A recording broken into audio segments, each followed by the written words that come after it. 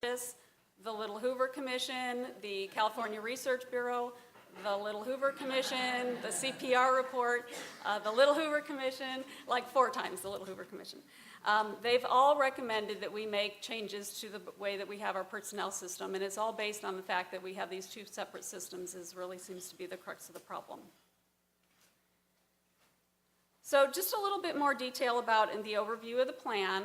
All the functions performed by the Department of Personnel Administration will be transferred to CalHR. So there won't be, as it is with the State Personnel Board, there's still going to be a 5-member board. There isn't going to be any piece of the Department of Personnel Administration that isn't going to be going to CalHR, to clarify that.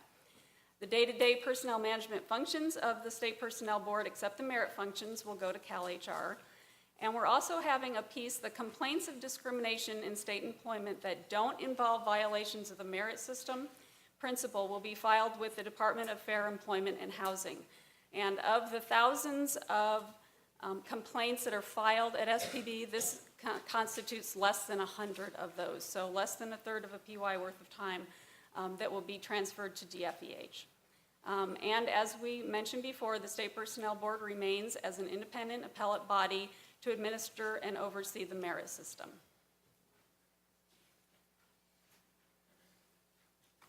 So some of the benefits of consolidation are that, I don't know how many of you have had an opportunity to build a department before, but this is an opportunity for many of us that haven't had that experience before. We get to build the best department of human resources in the nation, and that really is our goal. We have a lot of information about how other states do business. We have information from governing magazines and Pew Research is grading the states. And we can really see now what other states are doing that are right and that we might want to duplicate. And the HR Modernization Project also did a lot of research about what are best practices out there. And so we really want to use this information to create the very best Department of Human Resources that we can. Obviously, this consolidation will trim the government bureaucracy by consolidating the redundant and disjointed personnel systems, as well as unifying and streamlining will save taxpayers money and make government more efficient. And I think that right now, especially with some of the perception of state employees, the fact that we're making efforts like this is going to go a long way for us. Unifying the operational functions of DPA and SPB will improve access to services for personnel staff, state employees, and future job seekers. And this is really where we're going to see the most amount of savings. As Marty mentioned, there are some savings that we'll see that ending the duplicative practices between SPB and DPA just at those 2 agencies, but we really see the bigger savings when those streamlining efforts roll out to the line departments. As well as joining forces allows CalHR to focus on high-level issues such as workforce planning and developing the next generation of state employees. Human resources in the private sector do succession planning and workforce planning, and this has been something that we haven't had a chance to focus so much on in the state because we're so bogged down with our day-to-day personnel. Just trying to get people hired and paid takes all of our time. And so this is an opportunity to really professionalize the human resource professionals that we already have in the state. So what will CalHR look like? The State Personnel Board staff, except the staff related to merit functions, will be transferred to CalHR. The DPA staff will be transferred to CalHR. There will be a Director of Human Resources who's appointed by the Governor and confirmed by the Senate. The authority of the DPA Director will be transferred to the Director of CalHR, and the new department will report to the Governor. Employees of CalHR will retain all their previous civil service status and seniority that they earned at their previous agencies. Their statewide service isn't going to change.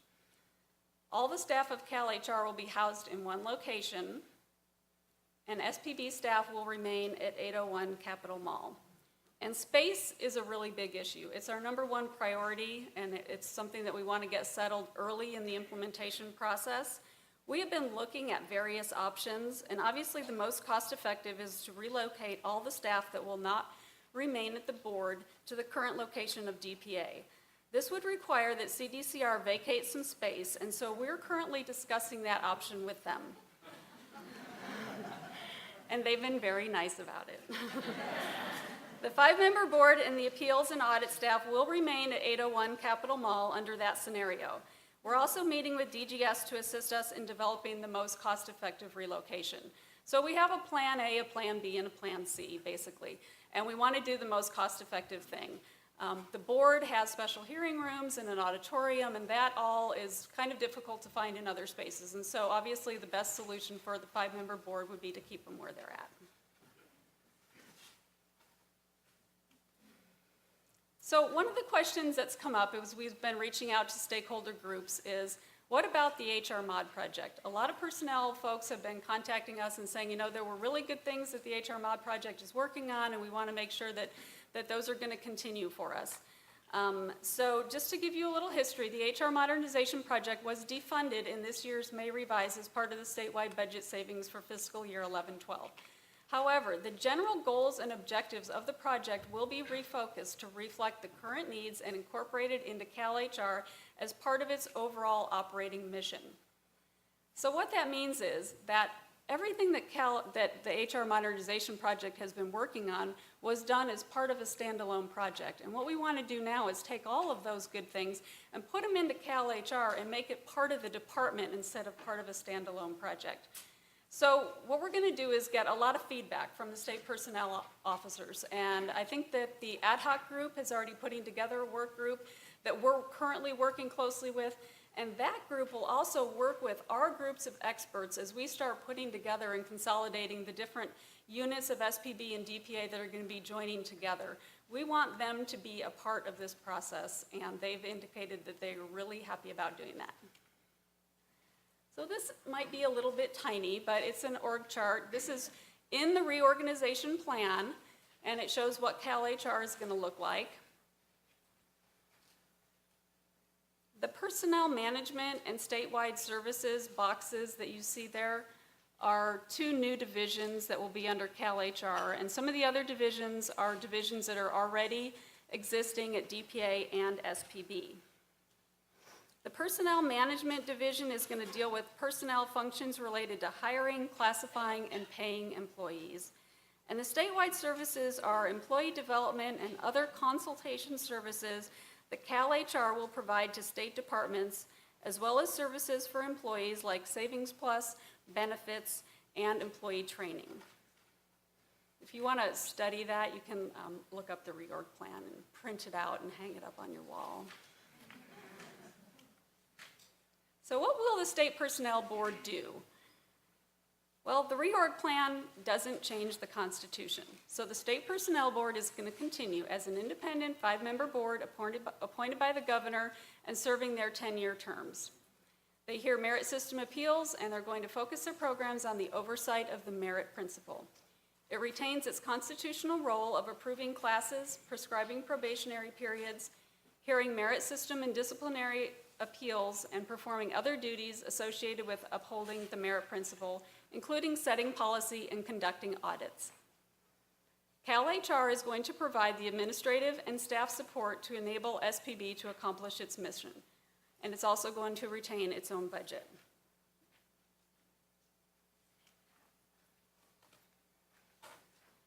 So right now, the project is to implement the reorg plan. So in essence, the reorganization plan that was submitted, is going through the legislature right now, is like a strategic plan that SPB and DPA is going to use for the next couple of years. So the project is being set up just like you would manage any other project using project management techniques: initiating, planning, executing, monitoring, and closing the project. And right now, what's in pink are initiating tasks that have already been done. So we're almost through the initiating phase of the project. The last piece that needs to happen is the legislature needs to approve the reorg plan, and as I mentioned, as long as that doesn't get rejected by September 9th, that will go into effect. We're already moving into the planning phase, and we've actually even done a little bit of executing. So this is kind of an agile project way to manage this project. It means that we can move around a little bit. As I mentioned, we're already working on space. We've already put some teams together. So there are things happening ahead of us actually finalizing a formal project plan.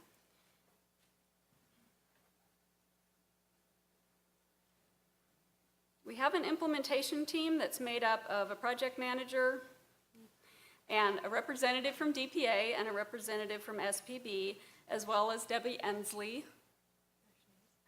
The core team is putting together multiple teams of experts from each department to start consolidating unit by unit. Each expert team is charged with identifying and implementing efficiencies related to their function.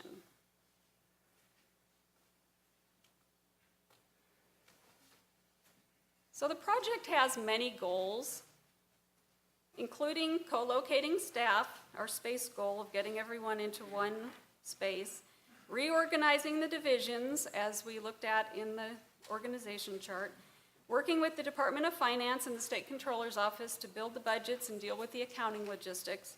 But one of the top priorities for this reorganization is to streamline, reprioritize, and eliminate redundant processes in our personnel system.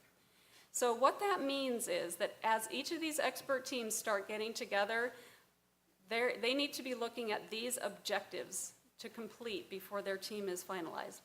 More delegation to line departments with appropriate parameters and audits, reducing the steps needed to process anything, paperwork, approvals, whatever, leverage technology to reduce paperwork and give better access to resources, and abolish outdated and redundant practices. So those are the marching orders that the expert teams have.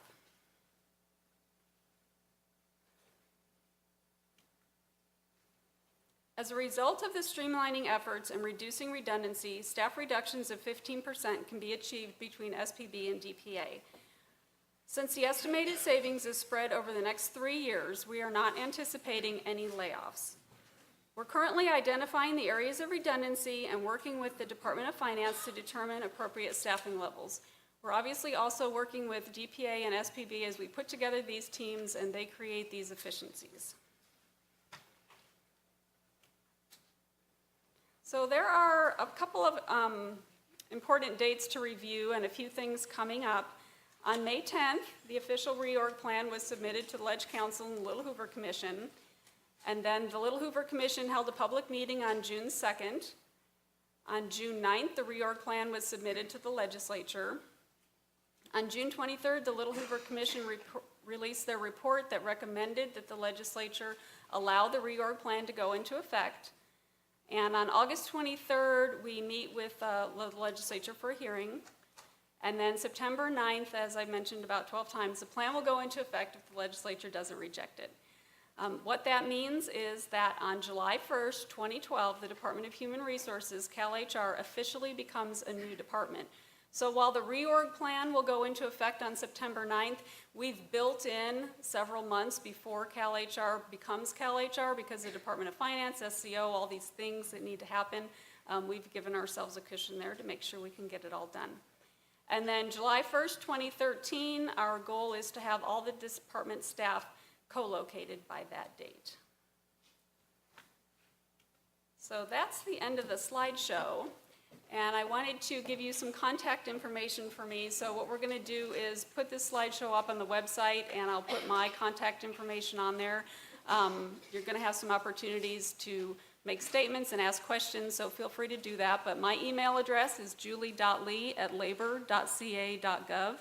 And as I mentioned, we are very excited about working with all the stakeholder groups, and any kind of feedback or anything that you'd like to share with me or Debbie, we are certainly very interested in hearing suggestions, ideas, comments, anything like that. So thank you.